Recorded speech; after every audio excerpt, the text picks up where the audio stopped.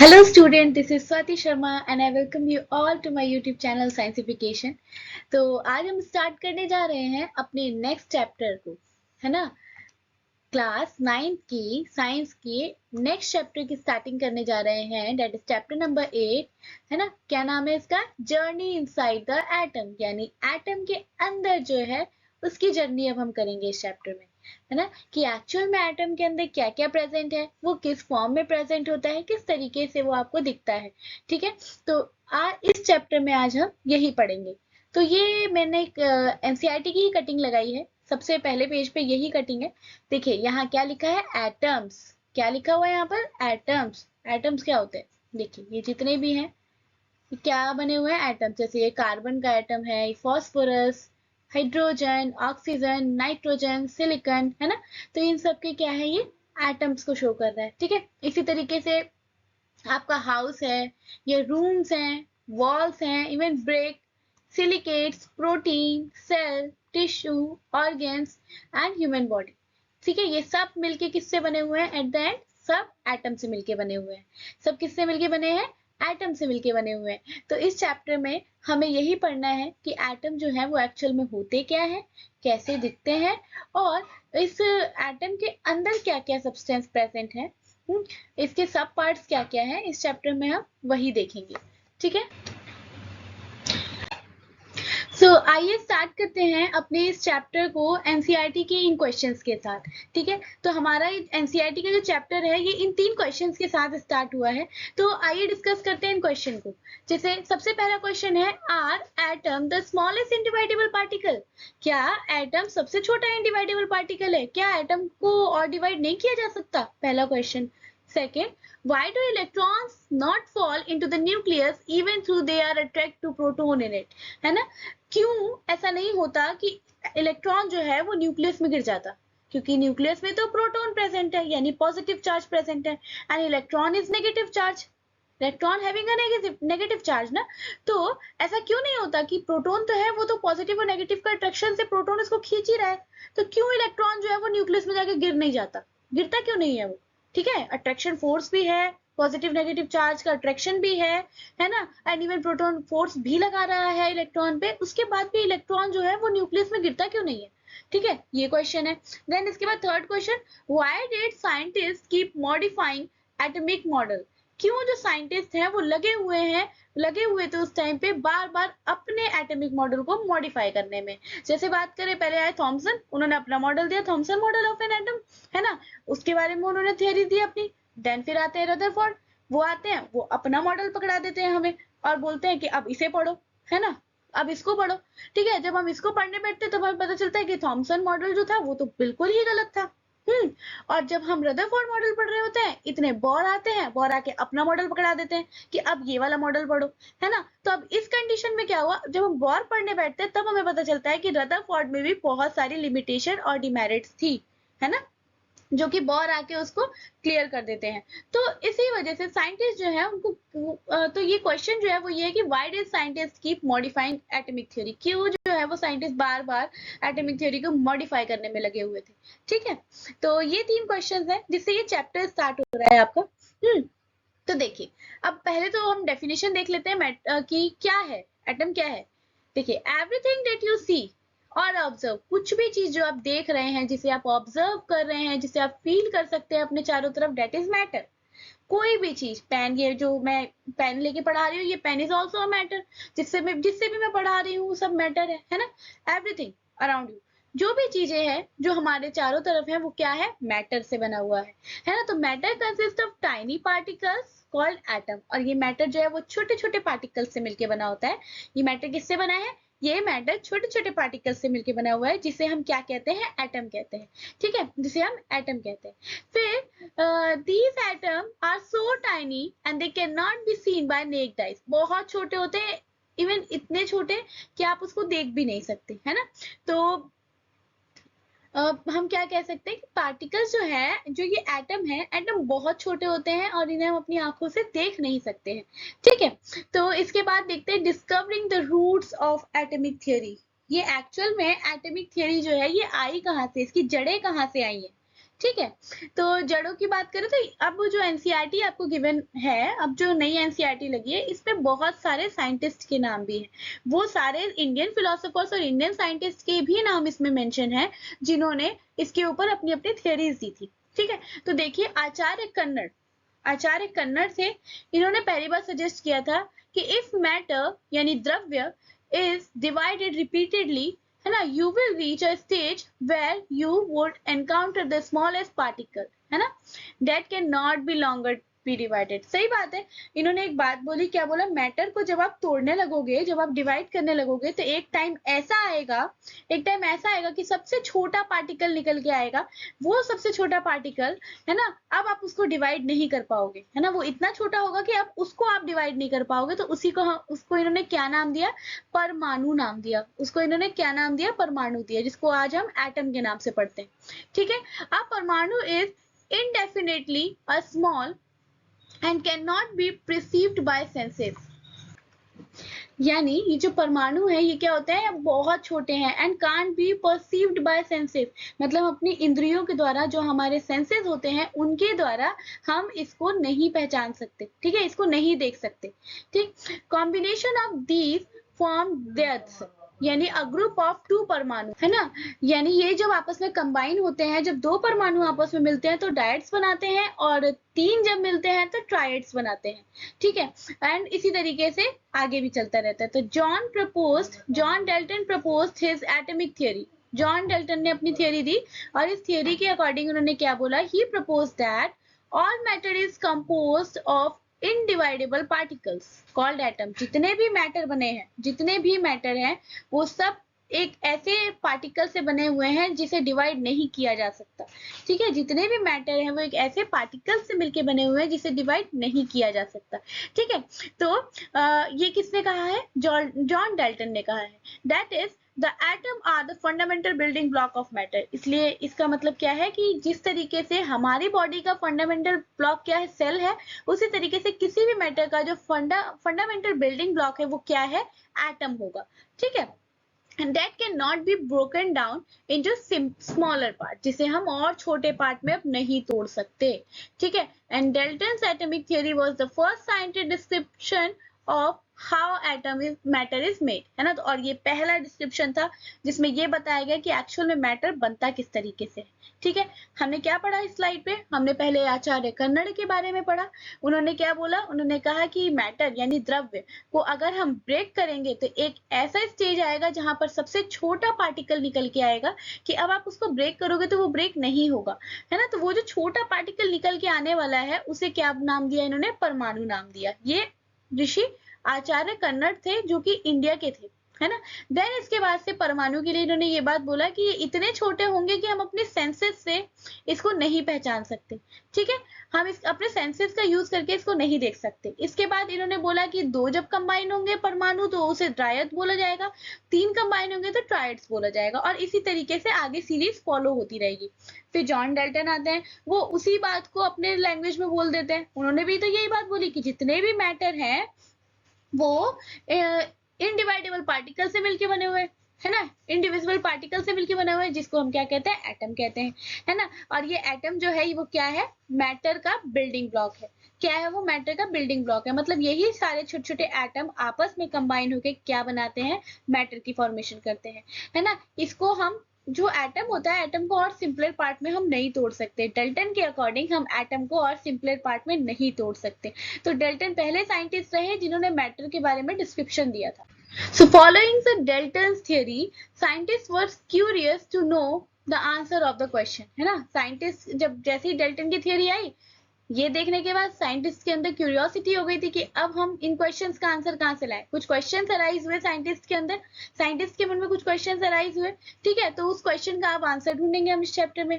पहला क्वेश्चन क्या था, what are atom made up of. आखिर ये एटम अब किससे बना है। हमने बोला matter is made up of the smallest particle called atom. Matter छोटे छोटे पार्टिकल से मिलकर बना है जिसे हम एटम कहते हैं। लेकिन अब ये एटम किस चीज से मिलकर बना है ना। तो अगला क्वेश्चन क्या है कि अब ये एटम किस चीज से बना हुआ है ना। What would atom look like if we could see them. अगर हम इसे देख पाए तो ये दिखेगा कैसा, है ना। अगला क्वेश्चन क्या है, अगर हम एटम को किसी भी तरीके से देखने की कोशिश करें तो ये दिखता कैसा है। ठीक है, अगला क्वेश्चन ये आया। देन इसके बाद नेक्स्ट क्वेश्चन क्या बोलता है, what makes the atom of one element different from the atoms of another element. ऐसा क्या है जो एक एलिमेंट के एटम को दूसरे एलिमेंट के एटम से बिल्कुल डिफरेंट कर देता है ना। तो ये क्वेश्चन जो है वो अराइज होना स्टार्ट होते हैं। Scientist discovered that the certain element emit invisible energy. इसके बाद एक और चीज पता लगती है कि कुछ ऐसे एलिमेंट है जो एक एनर्जी को एमिट करते हैं। ये एनर्जी कैसी एनर्जी है, एनर्जी हमें दिखाई नहीं देती, है ना। तो ये क्या है, जो कि जिसे हम क्या कहते हैं, रेडिएशन बोलते हैं। ठीक है, अच्छा, तो रेडिएशन को हम और इस फिनोमेना को हम बोलते हैं रेडियो एक्टिविटी। तो चलिए पहले तो समझते हैं कि ये रेडियो एक्टिविटी होती क्या है। एक्चुअल में होता क्या है, जब कोई भी एटम जिसका जो न्यूक्लियस जो है वो अनस्टेबल हो जाए किसी भी कारण, है ना, न्यूक्लियस जो है वो अनस्टेबल हो जाए, एक्चुअल में कारण कोई और नहीं रहता, नंबर ऑफ न्यूट्रॉन्स बढ़ जाते हैं, है ना। देखिए, number of electron, number of proton और नंबर ऑफ न्यूट्रॉन, अगर ये तीनों इक्वल क्वांटिटी में है तो आपका एटम स्टेबल है ना। लेकिन अगर नंबर ऑफ न्यूट्रॉन्स बढ़ जाएं एज कंपेयर टू प्रोटॉन, सो उस कंडीशन में क्या होता है, आपका जो एटम है वो क्या हो जाता है, अनस्टेबल हो जाता है। ठीक है, आपका एटम जो है वो क्या हो जाता है, अनस्टेबल हो जाता है। अब मैंने बोल दिया न्यूट्रॉन, प्रोटॉन और इलेक्ट्रॉन, अब ये क्या चीज है, अब हमें ये पढ़ना पड़ेगा कि आखिर ये है क्या चीज जो मैंने बोल दिया। ठीक है, फिलहाल अभी इतना समझो कि रेडियो एक्टिव एलिमेंट किसे बोलते हैं, एक ऐसा एलिमेंट जिसमें न्यूट्रॉन की क्वांटिटी ज्यादा हो, है ना। कोई भी एलिमेंट जिसमें न्यूट्रॉन क्वांटिटी जो है क्या हो, ज्यादा हो, ठीक है, वो क्या कहलाएगा आपका, वो आपका रेडियो एक्टिव सब्सटेंस कहलाएगा।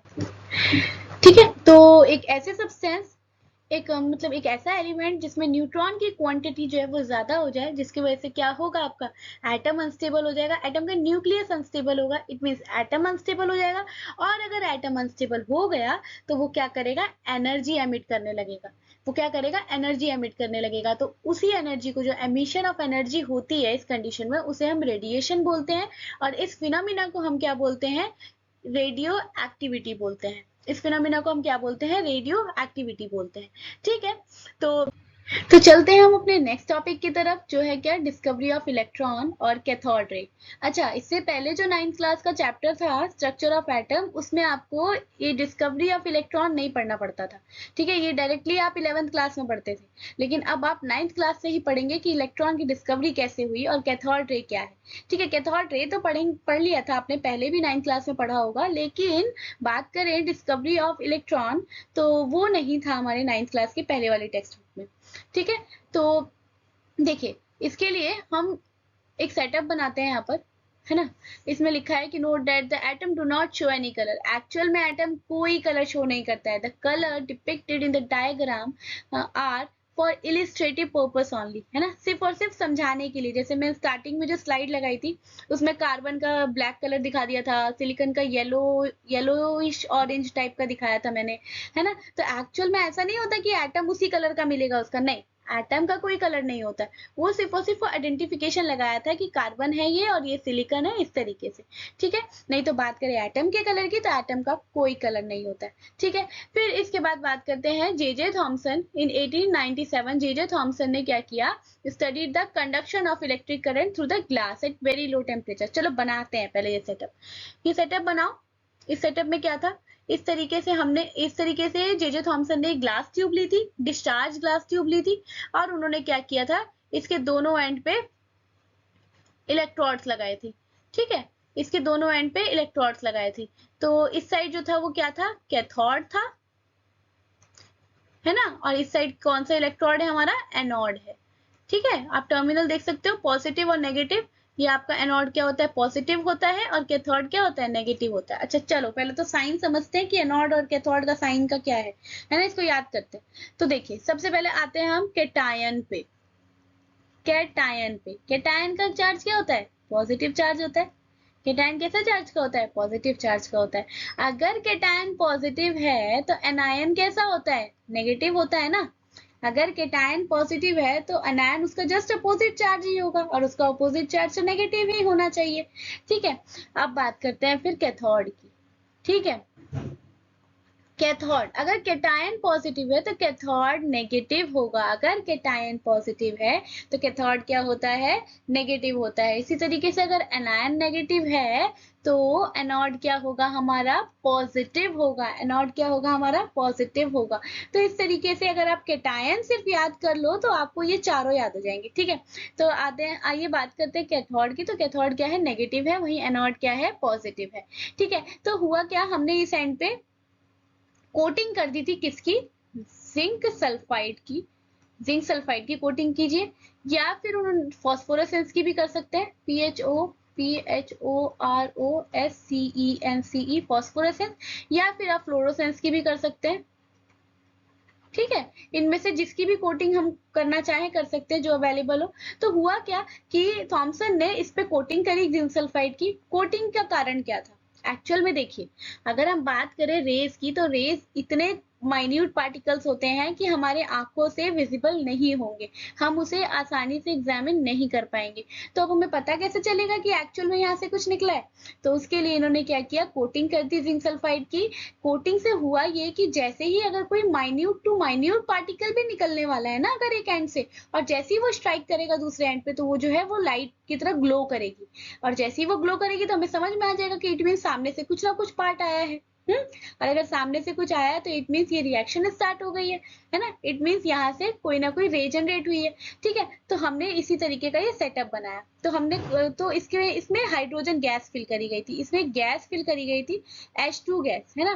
तो H2 गैस जब फिल करी गई, स्टार्टिंग में कोई ऑब्जर्वेशन नहीं मिली, लेकिन जैसे ही हमने इसके प्रेशर को 10 की पावर -2 atm तक मेंटेन किया ले जाके, जैसे ही हमने इसके प्रेशर को 10 की पावर -2 atm तक मेंटेन किया, उसके बाद हमने देखा कि यहाँ से कुछ तो निकला है, क्योंकि जिंक सल्फाइड की जो लेयर है वो ग्लो करनी स्टार्ट हो गई थी। कुछ तो निकलना स्टार्ट हो गया था इस साइड से, क्योंकि जिंक सल्फाइड की जो लेयर लगी थी वो क्या करने लगी थी, ग्लो होने लगी थी, ठीक है। इतना समझ गए। इसके बाद देखिए, अब जो निकली है वो कैथोड एंड से निकली है, इट मीन्स वो नेगेटिवली चार्ज होगी, है ना। कैथोड एंड से निकली है, इट मीन्स वो कैसी होगी, इट मीन्स वो नेगेटिवली चार्ज स्पीशीज होगी। बट फिर भी अब क्या ही हम कह सकते हैं कि क्या सच में ये नेगेटिव होगी, हमें एग्जामिन तो करना ही पड़ेगा उसको। तो हमने क्या किया, तो जेजे थॉमसन ने क्या किया, है ना, जेजे थॉमसन ने क्या किया, उन्होंने इस ग्लास जो ट्यूब है इसके दोनों तरफ इलेक्ट्रिक फील्ड लगा दी, इलेक्ट्रिक या मैग्नेटिक फील्ड, है ना। तो इन्होंने क्या किया, इलेक्ट्रिक फील्ड लगा दी। इलेक्ट्रिक फील्ड में इन्होंने एक साइड क्या रखा, पॉजिटिव टर्मिनल रखा, दूसरे साइड इन्होंने क्या रखा, नेगेटिव टर्मिनल रखा, है ना। तो जब इन्होंने एक साइड पॉजिटिव और दूसरी साइड नेगेटिव टर्मिनल रखा, और उसके बाद जब ये लाइट ऐसे रे पास हुई, तो देखा गया क्या कि ये जो रे थी वो टुवर्ड्स द पॉजिटिव मूव करने लगी, टुवर्ड्स द पॉजिटिव क्या हो गई, मूव कर गई, है ना। अब ये पॉजिटिव की तरफ अट्रैक्ट हुई है, इट मींस ये पक्का नेगेटिवली चार्ज है ना। अगर सेम चार्ज होता तो अट्रैक्शन तो होता ही नहीं, फिर तो रिपल्शन देखने को मिलता। लेकिन ये तो ये तो अपोजिट चार्ज है, तभी तो अट्रैक्शन देखने को मिला। तो जो रेज थी वो पॉजिटिव की तरफ ऐसे करके डाइवर्ट हो गई। इट मीन्स व्हाट, कि जो रे आई है वो कौन सी, किस नेचर की है, नेगेटिव नेचर की है ना। तो उसको हमने कैथोड रे नाम दिया, क्योंकि वो कैथोड से निकली थी, और वो जो पार्टिकल है उस पार्टिकल को हमने क्या नाम दिया, इलेक्ट्रॉन नाम दिया, ठीक है। तो चलिए पढ़ते हैं, जो इसमें मैंने समझाया है वही लिखा हुआ है, तो एक बार इसे पढ़ लेते हैं कि हमने क्या किया। The conduction of the electric current through the gases at a very low pressure, he used a glass tube with the 2 electrodes and applied the high voltage, है ना। he observed rays moving from the cathode से move करती है to the anode, है ना। and these were called cathode ray, इसको क्या बोला गया, cathode ray बोला गया। and by studying these cathode ray in the electric and magnetic field, he concluded that they are streamed of negatively charged particle, है ना। जैसे ही हमने इसकी स्टडी करी, फिर हमने फाइनली इसको बोल दिया कि ये पक्का नेगेटिवली चार्ज पार्टिकल है, which are smaller mass with a much smaller mass than atom, जो कि एटम से बहुत बहुत बहुत कम मास का है ना। तो these particle are later called electron, और इसी पार्टिकल को बाद में क्या बोला गया, इलेक्ट्रॉन बोला गया, है ना। And were emitted from atoms, जो कि एटम से एमिट कराया जाएगा। तो indicating that atoms are composed of smaller subatomic component. तो यहाँ से एक चीज तो समझ में आ गई हमें कि एटम एक्चुअल में सबसे छोटा नहीं होता है, वो उसके भी सब एटॉमिक पार्ट्स होते हैं, है ना। जिसमें कि हमने सबसे पहला पार्ट पढ़ लिया क्या, इलेक्ट्रॉन, ठीक है, तो आई होप यहाँ तक समझ में आ गया होगा सबको। देखिए ये रहा डायग्राम, इस साइड कैथोड है, इस साइड एनोड है। अभी हमने पीछे बना के देखा था, हाई वोल्टेज बैटरी लगी है, यहाँ वैक्यूम पंप लगाया गया और इसमें हाइड्रोजन गैस मेंटेन करी गई है। ठीक है, तो यही डायग्राम तो हम पीछे समझ चुके हैं already. So it found that the nature of the cathode ray was independent of the material of a cathode. Cathode जो है उसका material कैसा है, cathode जो आपने टर्मिनल लिया है, इलेक्ट्रोड जो है वो किस मटेरियल का बना हुआ है, doesn't matter, नहीं करता मैटर, है ना। इससे कोई फर्क नहीं पड़ने वाला है कि कैथोड जो आपने लिया है वो किस मटेरियल का बना हुआ है। ठीक है, it shows that electron are fundamental component of all atom, है ना, कि इससे ये पता चलता है कि इलेक्ट्रॉन जो है वो सारे एटम का एक फंडामेंटल कंपोनेंट है। ठीक है, जो कि हर एक एलिमेंट में मिलने वाला है। एंड उसका चार्ज क्या है, माइनस 1.602 इंटू 10 की power minus 19 coulomb, minus 1.6 into 10 की पावर माइनस 19 कोलाम। ठीक है, और यहाँ पर माइनस एक साइन कन्वेंशन के लिए लिया गया है कि ये नेगेटिवली चार्ज स्पीशीज है ना। ठीक है, इसके बाद बात करते हैं next, Thompson model of an atom. हमने अभी क्या पढ़ा, डिस्कवरी ऑफ इलेक्ट्रॉन पढ़ा, कैथोड रे किसके थ्रू किया गया था, जे थॉमसन के थ्रू ही किया गया था। इसके बाद फिर इन्होंने अपना एक मॉडल दिया है ना, जिसको हम आज Thompson model of an atom के नाम से जानते हैं। ठीक है, चलिए पहले तो मैं ड्रॉ करके बताती हूँ कि ये मॉडल था क्या एक्चुअल में। ठीक है, ये रहा ये मॉडल। ठीक, इसको हम प्लम पुडिंग मॉडल के नाम से भी जानते हैं, इसको हम वाटरमेलन स्ट्रक्चर के नाम से भी जानते हैं। ठीक है, तो इन्होंने क्या कहा था, थॉमसन जी ने क्या कहा था, पहले मैं समझाती हूँ फिर हम इस लाइन को पढ़ेंगे। ठीक है, थॉमसन जी का ये कहना था कि जिस तरीके से अगर आप एक वाटरमेलन को कट करोगे, जब आप वाटरमेलन कट करते हो तो होता क्या है, तो रेड वाला पार्ट दिखता है और उसके बाद बीज दिखने शुरू हो जाते हैं, यही तो दो चीजें दिखती हैं। तो थॉमसन जी ने बोला कि जिस तरीके से आप वाटरमेलन को कट करते हो और कट करने के बाद जो एडिबल पार्ट होता है, मतलब वो जो रेड वाला पार्ट होता है जिसे हम खा सकते हैं, है ना, जिस तरीके से वो रेड पार्ट फैला हुआ है वाटरमेलन में, उसी तरीके से आपके प्रोटॉन जो है वो एटम के अंदर फैले हुए हैं। समझ गए। एंड जिस तरीके से वो जो बीज गड़े हुए हैं किसके अंदर, वाटरमेलन के अंदर, उसी तरीके से आपके इलेक्ट्रॉन जो होते हैं वो क्या होते हैं, वो गड़े हुए होते हैं आपके एटम के अंदर। क्या ये बात समझ में आ गई, है ना। क्या बोला इन्होंने, इन्होंने ये कहा कि वाटरमेलन को अगर आप देखेंगे तो वाटरमेलन की स्ट्रक्चर कैसी होती है, एक रेड पार्ट होता है जो एडिबल पार्ट होता है यानी खाने योग्य होता है ना, वही उसके अंदर बीज होते हैं जो कि ब्लैक कलर का होता है। तो इन्होंने कहा जो रेड पार्ट है उसे आप कंपेयर करो प्रोटॉन की तरह, जिस तरीके से रेड पार्ट आपके वाटरमेलन में है उसी तरीके से सेम आपके एटम में प्रोटॉन मिलेगा आपको, और जिस तरीके से ब्लैक कलर के सीड्स आपके किसमें, वाटरमेलन में है, उसी तरीके से आपके इलेक्ट्रॉन जो है वो भी क्या होंगे, एम्बेडेड मिलेंगे आपके किसके अंदर, एटम के अंदर, यानी गड़े हुए मिलेंगे। ठीक है, इन्होंने यही बोला। तो ठीक है, तो अब हम पढ़ते हैं। तो when J.J. Thomson discovered the tiny negatively charged particle called electron, he faced a puzzle.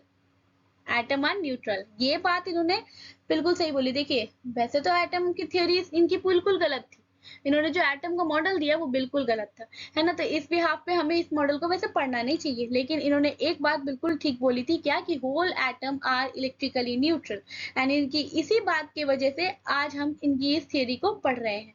ठीक है, तो इन्होंने ये बात बोली कि एटम जो है वो न्यूट्रल होता है। So where is the positive charge present, तो जब भाई पॉजिटिव चार्ज भी प्रेजेंट कहाँ है, तो इसको सॉल्व करने के लिए थॉमसन ने क्या बोला, समझो, थॉमसन ने इलेक्ट्रॉन की डिस्कवरी कर दी और उसके बाद थॉमसन ने क्या बोला कि एटम न्यूट्रल होता है। तो अगर नेगेटिव चार्ज आप डिस्कवर कर चुके हो और आप न्यूट्रल बोल रहे हो, इट मींस पक्का कोई पॉजिटिव चार्ज होगा, तभी तो पॉजिटिव नेगेटिव साथ में कंबाइन होंगे तो न्यूट्रल होगा, तभी तो एटम न्यूट्रल होगा, है ना। तो इनकी इस बात ने एक पजल क्रिएट कर दिया था कि आपने डिस्कवरी तो नेगेटिव चार्ज की कर दी, डिस्कवरी तो आपने नेगेटिव चार्ज की कर दी, पॉजिटिव के बारे में कुछ बोला नहीं, और आप बोलते हैं कि एटम क्या है, न्यूट्रल है। तो इसी पे बेस्ड इन्होंने एक थियरी दी, क्या कि atom to be a sphere of positive charge, atom क्या है, पॉजिटिव चार्ज का स्पेयर है with electrons distributed throughout it, जिसमें इलेक्ट्रॉन जो है वो पूरे डिस्ट्रीब्यूटेड है ना। This model is compare to the pudding with plum embedded in it, है ना, जिसे हम प्लम पुडिंग मॉडल के नाम से जानते हैं। मतलब जो आप हलवा बनाते हो, जैसे जिस तरीके से हलवे में जो सूजी होती है पूरे साइड फैली रहती है, उस तरीके से तो आपका प्रोटॉन रहेगा, और जैसे हम ड्राई फ्रूट जो उसके अंदर डालते हैं उस तरीके से हमारे इलेक्ट्रॉन जो है वो गड़े हुए रहेंगे। ठीक है, more familiar picture is be that of watermelon. सबसे फेमिलियर वाटरमेलन है कि जो रेड पल्प पार्ट होता है और एडिबल पार्ट होता है वो पॉजिटिवली चार्ज है मैटर, है ना, और जो सीड्स हैं वो इलेक्ट्रॉन को रिप्रेजेंट कर रहे हैं इसमें, ठीक है, distributed through out the atom. And this simple picture through later replaced and was the first genuine attempt to describe how the atom positive and negative charge stay balanced, है ना। लेकिन ये पहला अटेम्प्ट था जहां ये दिखाया गया था कि किस तरीके से एक पॉजिटिव और नेगेटिव चार्ज जो है वो बैलेंस होता है आपके एटम के अंदर, और आपका एटम क्या होता है, न्यूट्रल होता है। तो इसी वजह से हम क्या कर रहे हैं, थॉमसन मॉडल को पढ़ रहे हैं। हालांकि इनका ये इलेक्ट्रॉन प्रोटॉन की जो अरेंजमेंट है टोटली रॉन्ग है ना, बट वही बात है कि इन्होंने एक बात बहुत सही बोली कि whole atom are electrically neutral, और यही कारण है कि जिसके वजह से आज हम थॉमसन मॉडल को पढ़ रहे हैं, ठीक है। तो देखिए ये रहा थॉमसन का मॉडल, ठीक है, जिसमें इन्होंने यही तो बोला था कि जिस तरीके से वाटरमेलन का रेड पार्ट है ना, वो क्या है, पॉजिटिव चार्ज स्पेयर है जैसे वाटरमेलन का पल्प, और जो ये है नेगेटिव, ये क्या है, इलेक्ट्रॉन है। According to Thomson, an atom is a sphere of uniform positive charge with electron embedded in it like a seed in a watermelon. Thomson के अकॉर्डिंग एटम जो है वो एक स्पेयर है, पॉजिटिवली चार्ज स्पेयर है जिसमें electron गड़े हुए हैं, है ना, जैसे कि वाटरमेलन के अंदर क्या होते हैं, बीज गड़े हुए होते हैं, ठीक है। ओके, सो पढ़ते हैं अब इसके बाद testing Thomson's model the gold foil experiment, यानी जो थॉमसन ने मॉडल दिया अब उस मॉडल को टेस्ट किया जाएगा। उस मॉडल को टेस्ट करने वाला कौन था, रदरफोर्ड थे। उन्होंने अपना गोल्ड फॉयल एक्सपेरिमेंट दिया, किस लिए, उसी मॉडल को, थॉमसन के मॉडल को टेस्ट करने के लिए कि जो मॉडल उन्होंने दिया है क्या वो सही है कि नहीं। अच्छा, थॉमसन को हम पढ़ किस लिए रहे हैं, अगर आपसे क्वेश्चन पूछे जाए कि आप थॉमसन को पढ़ किस लिए रहे हैं या व्हाट आर द मेरिट और advantages of the Thomson model, तो उन्होंने क्या बोला था, whole atom are electrically neutral. एक लौता यही कारण है जिस वजह से हम आज अपने थॉमसन मॉडल को पढ़ रहे हैं, ठीक है। तो अभी तक इस वीडियो में इतना ही रहने देते हैं, क्योंकि हमने इसमें पहले एक डायग्राम के थ्रू समझा था कि मैटर क्या होता है, फिर हमने मैटर के सबसे छोटे पार्ट पे आए दैट इज एटम, फिर हमने डेल्टन्स के अकॉर्डिंग पढ़ा कि एटम सबसे छोटा है। देन इसके बाद फिर हम जब डिस्कवरी करने स्टार्ट करते हैं, जब जे थॉमसन आए तो जे थॉमसन ने क्या किया, डिस्कवरी ऑफ कैथोड रे करी। वहां से पता चला कि नहीं, एटम सबसे छोटा नहीं होता, उसका भी सब एटॉमिक पार्टिकल है, जिसमें पहला क्या आया, इलेक्ट्रॉन आया, है ना, जो कि नेगेटिव चार्ज था। देन हमने थॉमसन का एक और मॉडल पढ़ा, Thompson model of an atom, ठीक है। एंड देन हमने उसकी क्या देखा हमने फिर कि उसका फायदा क्या हुआ, क्या उन्होंने अच्छी चीज की। तो यहाँ अभी हमने बहुत सारे टॉपिक्स कवर कर लिए हैं, है ना। ऐसा ना हो कि कोई मेस क्रिएट हो जाए ब्रेन में, आपके दिमाग में किसी तरीके का मेस क्रिएट हो, तो इससे बेटर है कि यहाँ तक के टॉपिक्स को आप रिवाइज करो अच्छे से, बहुत अच्छे से रिवाइज करो, है ना। और मैं नेक्स्ट लेक्चर में आपको इसके आगे के टॉपिक्स कवर कराऊंगी। जब आप नेक्स्ट लेक्चर लेंगे, है ना, उससे पहले आपके यहाँ तक के टॉपिक अच्छे से क्लियर हो जाने चाहिए, है ना, ताकि जो अगले टॉपिक पढ़ो तो ऐसा ना हो कि सब मिक्स हो जाए, है ना। मिक्स नहीं करना है, हमें चीजें सेपरेट भी रखनी है और अच्छे से पढ़ना है, अच्छे से कवर करना है, ठीक है। तो आप यहाँ तक के टॉपिक्स को अच्छे से कवर कीजिएगा, तभी आप नेक्स्ट वीडियो पे जाइएगा, पहली चीज, ठीक है।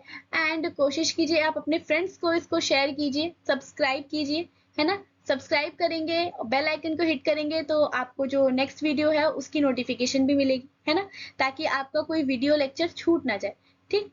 और फ्रेंड्स को शेयर कीजिए ताकि उनकी भी हेल्प हो सके। तो आई होप आपको यहाँ तक का लेक्चर समझ में आया होगा। अच्छा, यहाँ तक के टॉपिक में अगर कोई भी डाउट हो तो आप कमेंट में बताइए मुझे उस डाउट को, है ना। मैं नेक्स्ट लेक्चर में, नेक्स्ट वीडियो में उसको पक्का कवर करने की कोशिश करूंगी, है ना। जो भी आपको क्वेश्चन होगा, जो भी डाउट होगा, वो नेक्स्ट वीडियो में पहले हम उस डाउट को ले लेंगे, है ना, उस क्वेश्चन को कवर कर लेंगे, एंड देन उसके बाद से फिर हम अपना आगे पढ़ेंगे, ठीक है। तो तब तक के लिए बाय।